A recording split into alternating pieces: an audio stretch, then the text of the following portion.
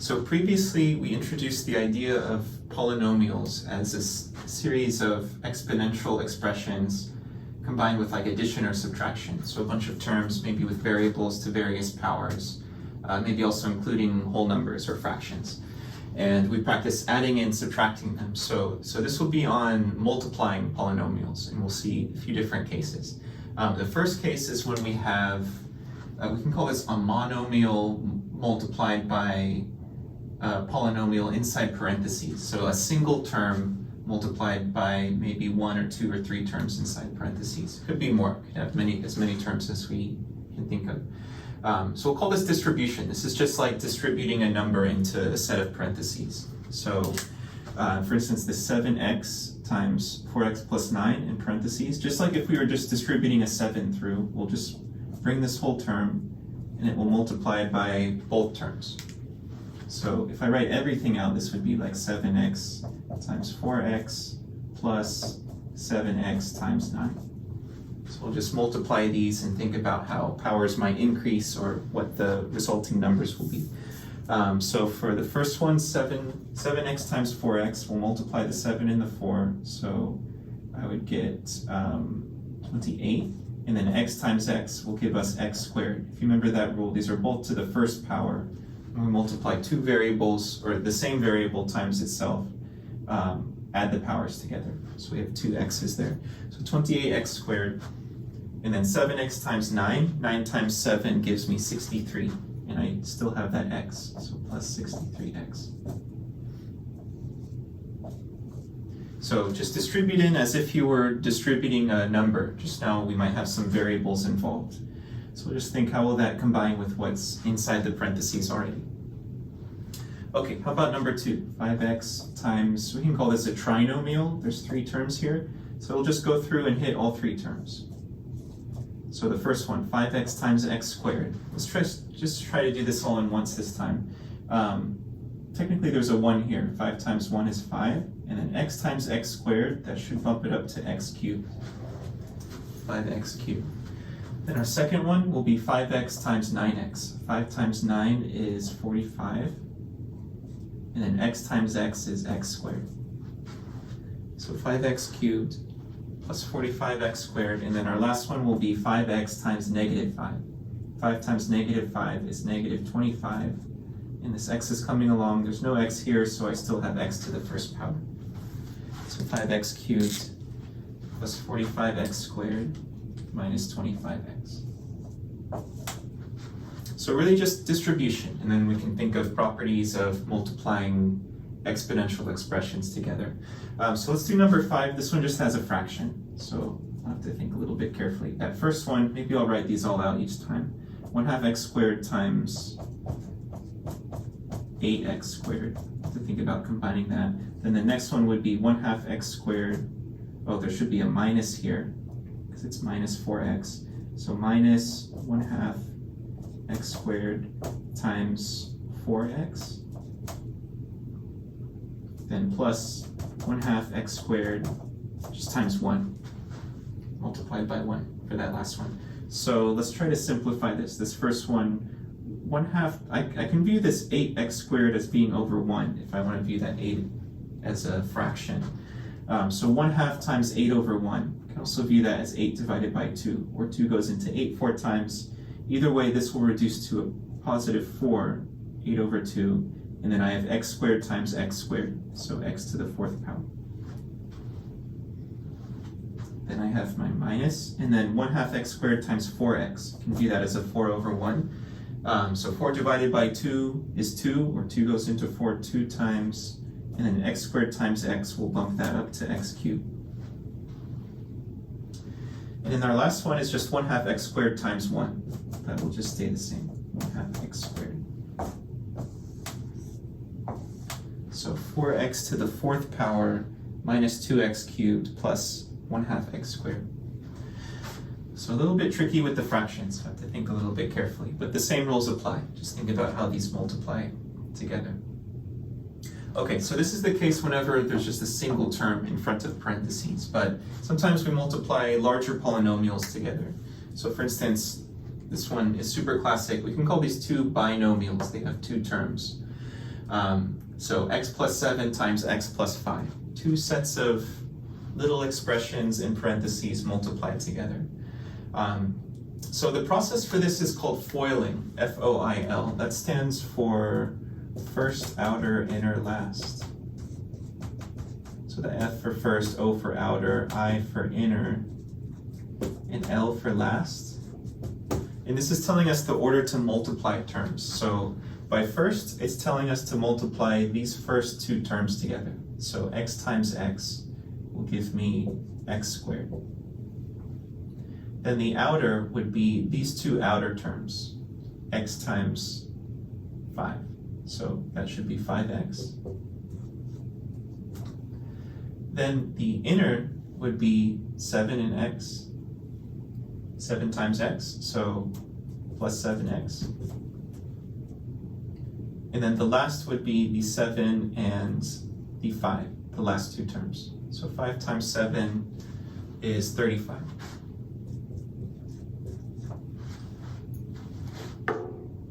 So we got x squared by multiplying the first two, then 5x for the outer two, then the inner is 7 times x, and then last 7 times 5 is 35.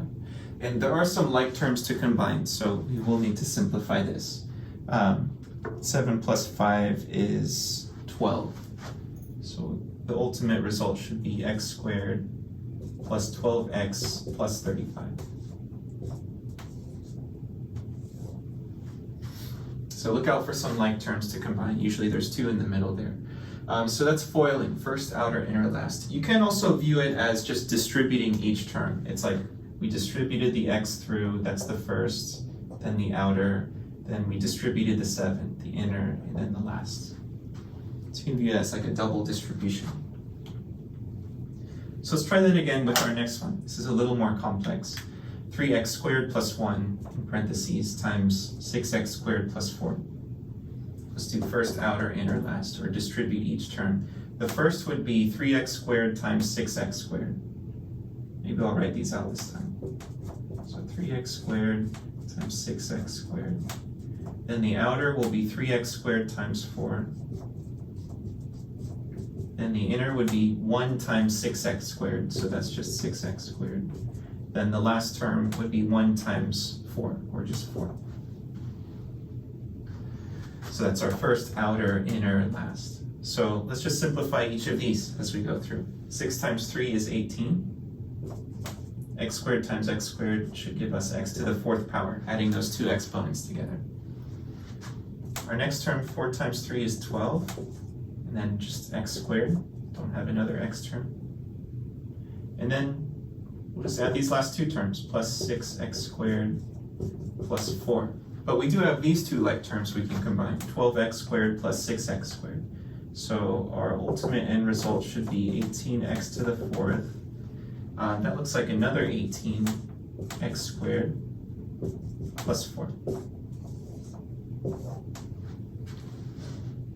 So FOIL multiplication, when we have two sets of two terms multiplied, multiply the first two, then the outer two, then the inner two, then the last two, and then clean it up and simplify. The same idea works for more than two terms, so we can call this a binomial times a trinomial with three terms, like a tricycle, bicycle. At this point, I really just view it as distributing each term through. So let's send these through like I want to. First, multiply this x times this x squared. So that will give me x to the 3rd power, adding those exponents. Then the next term, x times negative 7x. So negative 7x squared. This x will bump that up to the 2nd power. Then let's send it to the last term, x times 3, so plus 3x.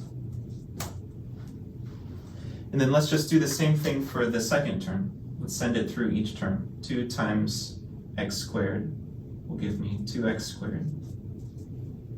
Then 2 times negative 7x, so negative 7 times 2 is negative 14, x to the 1st power. And then 2 times positive 3 is positive 6. So I'm just like sending each term through to multiply by every term, like our distribution, just sending it through. And then let's simplify, collect like terms. I just have 1x cubed, kind of like cross these off as I go through. And then we have minus 7x squared plus 2x squared. So it's like negative 7 plus 2, so negative 5x squareds. Got those. Then we have 3x minus 14x. Sounds like negative 11x. So combining like terms, and then I still have this plus 6 at the end. And let's check x cubed. Let's see.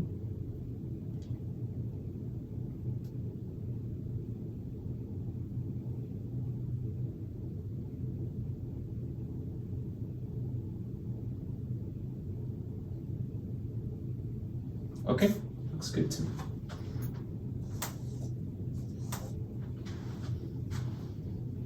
Reason why I paused is I see I wrote down a plus here. In my notes I had a minus, so I invented a new problem as I wrote this down, but this looks all right. Okay, so yeah, main goal, just sending each term through. So number 18. So a couple special cases. 18 gives me x plus 10 in parentheses squared, this whole thing. It's kind of tempting to like distribute the square and view it as like x squared plus 10 squared. But I actually have to see it, I mean, squaring something means multiplying it by itself. So that means I should really view this as x plus 10 times x plus 10. So it's a copy of itself multiplied. This is very different from saying that this is x squared plus 10 squared. I'm going to say this is not equal to this. Although it is always pretty tempting to distribute the square to both terms. But we'll see how we'll get something different than x squared plus 100. So I have to view it as this whole set of parentheses times itself. So we should FOIL it. We should use this kind of method. First outer, inner, last. So our first would be x times x squared. The outer will be x times 10 plus 10x. The inner is 10 times x, so plus another 10x. Then the last will be 10 times 10, so plus 100.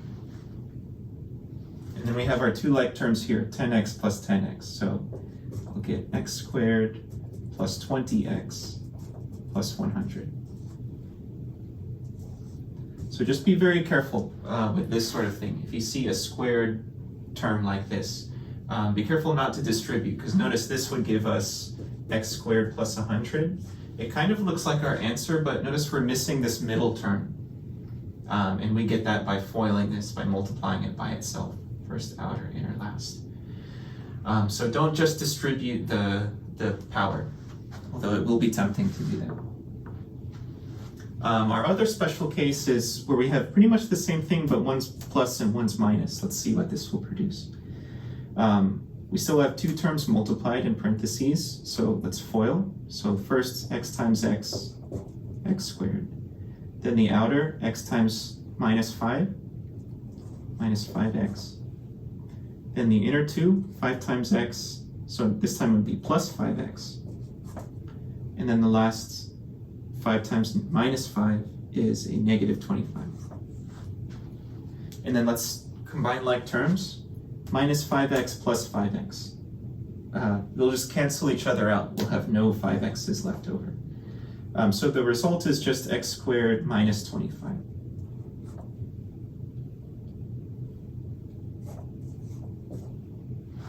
Kind of an interesting result. It deletes that middle part. And we have the same thing multiplied, but one is a plus, one is a minus. This would work if this order was flipped too, if the minus was here and the plus was here.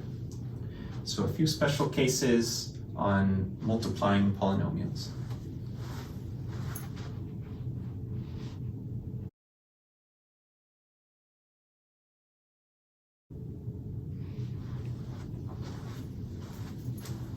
We can also divide polynomials, and we run into a couple different kinds of situations. The first kind is when we're dividing by just a single term. And we can represent division as a fraction. We can view this as the numerator divided by the denominator. but when we're dividing by a monomial, so something that doesn't have multiple terms, just a single term here, one method is just to split it up into multiple fractions. So I'm calling this splitting fractions here.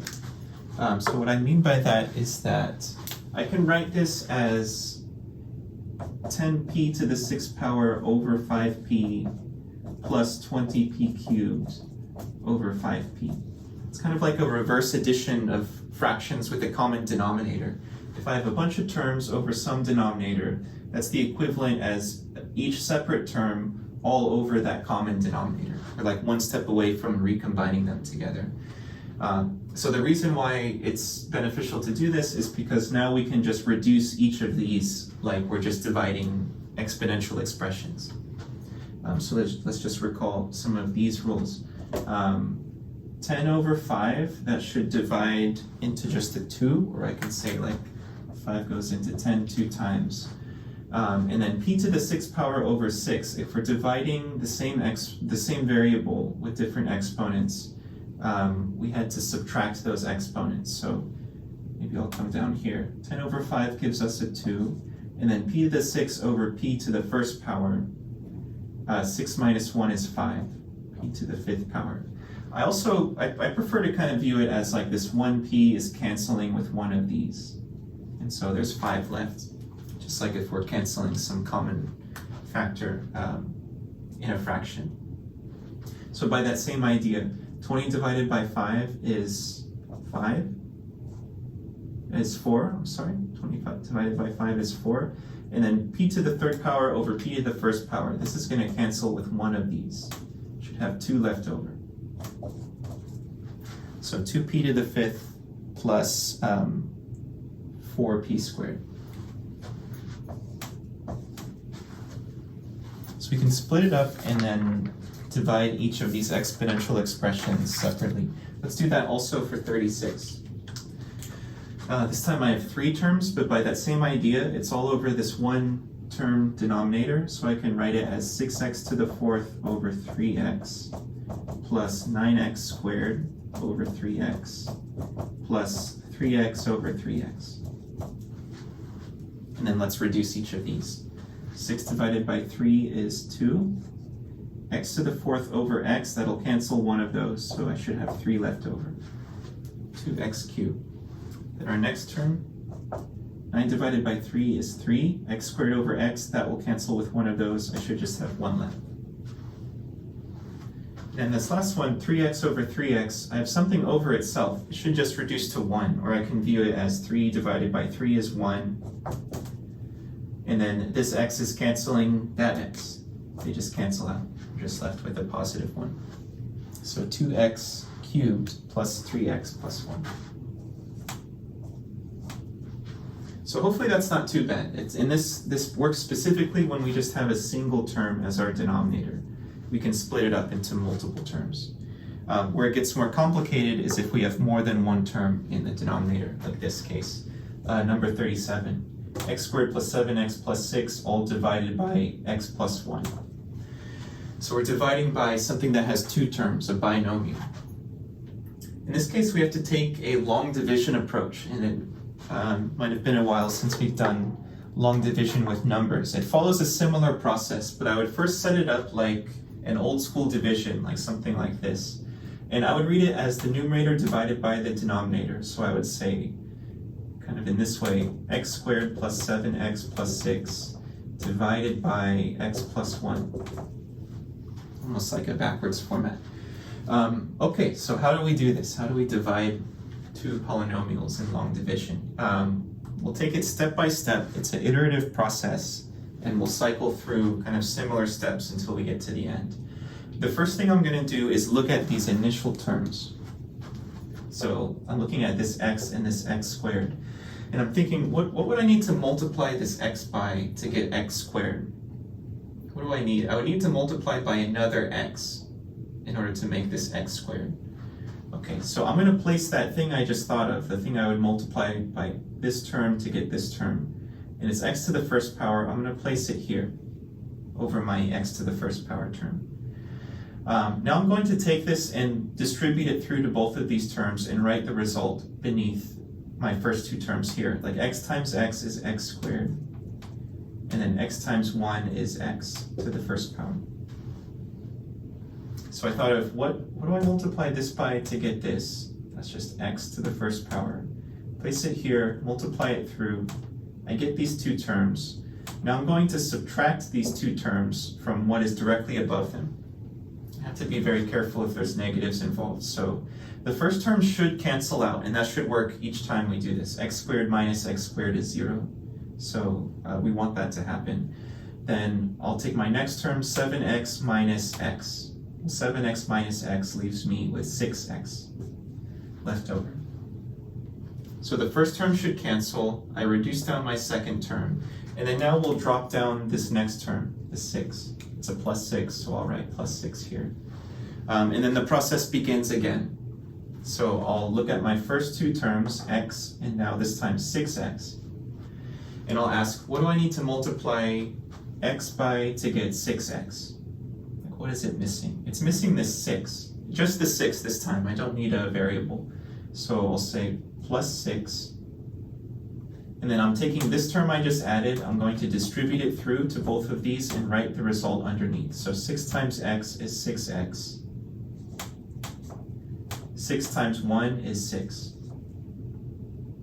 So I'm like, at this point, then we subtracted these. Notice it's the same term. I'm just going to get 0. 6x minus 6x is 0. 6 minus 6 is 0. So this is like dividing when you get a 0 remainder. We do call this part the remainder. I have a remainder of 0. So I would just say that this division is equal to what's up top here, or just x plus 6. So it's a bit of a tricky process. It follows kind of in the same way the properties of long division with numbers. We just have variables involved. But let's go through number 39. We'll practice this again, and I'll describe the process again, because it takes a few times to get used to it. So, and I've already set it up like a division. It would normally start probably with this divided by this.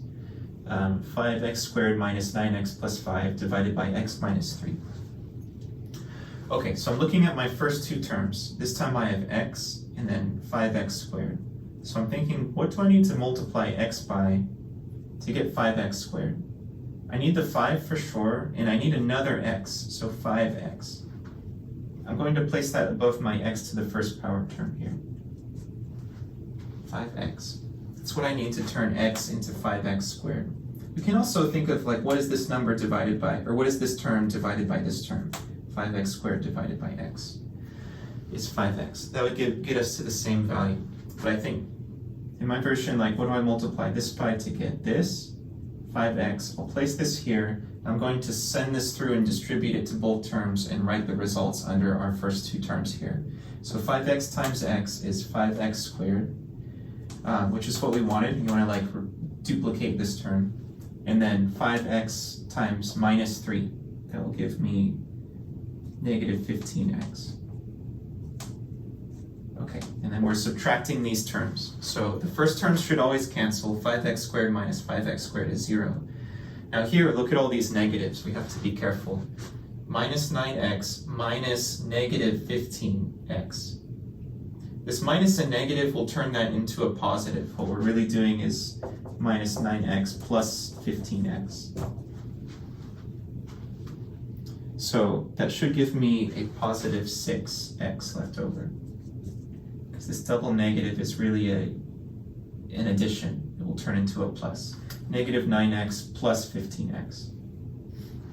So 6x left over, and then I'll drop down the plus 5. And then the process starts again. So looking at the first two terms, x and then 6x. Like, what does x need to become 6x? Just the 6. I need to add the 6. Multiply the 6 in. So then let's distribute the 6 to both terms. 6 times x is 6x. And then 6 times negative 3 is negative 18. Yeah, 6x minus 18. And then we subtract these. The first terms cancel by design. 6x minus 6x is 0. So now I have to think 5 minus negative 18. That minus negative, again, we'll turn that into a positive. It's really 5 plus 18. So 23. So once you get to a point where you run out of variables, like that happened here and we had a 0 remainder. This time we have some number, we have a remainder. Our remainder is 23.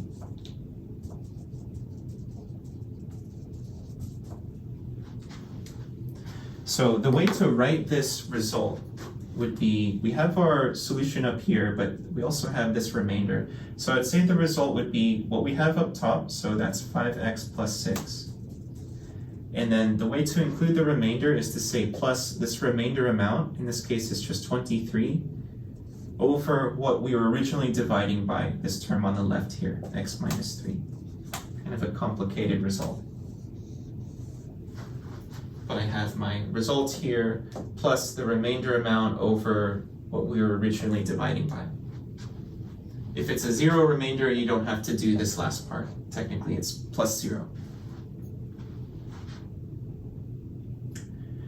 Okay, let's look at number 40. Another case, a little bit more complicated term on the left. But let's practice this procedure again. We'll continue in the same way. So we start out with looking at our first two terms. I have 3x and then 6x squared. So I'm asking myself, what do I need to multiply this term by to get this term? To get the 3 to be a 6, I need to multiply the 3 by 2. And to get x to become x squared, I would need to multiply by another x. So I would need to multiply 3x by 2x to get 6x squared. So let's place that here, that 2x, above the x to the first power term. Now I'll distribute this term to both of these and write the results underneath. So 2x times 3x is 6x squared. This should be a copy. And then 2x times 2. 2 times 2 is 4, still have the x there, so plus 4x. And then we'll subtract this. Let's take it term by term. First one should cancel. 6x squared minus 6x squared is 0. And then 13x minus 4x should leave us with 9 left over. 9x. And then I'll drop down the next term. So then let's repeat. What do I need to multiply 3x by to get 9x? It already has the x. To make 3 and 9, I would multiply by 3, plus 3. And then let's distribute it through and write the results underneath. 3 times 3x is 9x. 3 times 2 is 6.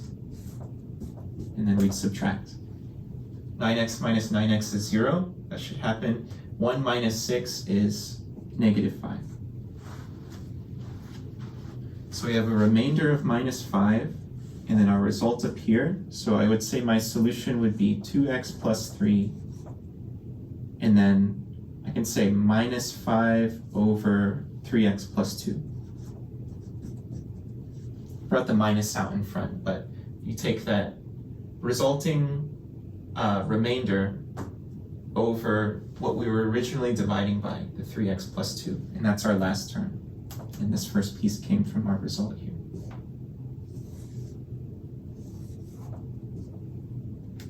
So I'll be the first to admit, it's a tricky process. It takes time to get used to the flow of it. But we are repeating kind of the same procedure as we go through each level. So it's iterative. If you can get a hang of the pattern, it's a repeated kind of pattern of a process. But definitely takes practice. So dividing polynomials.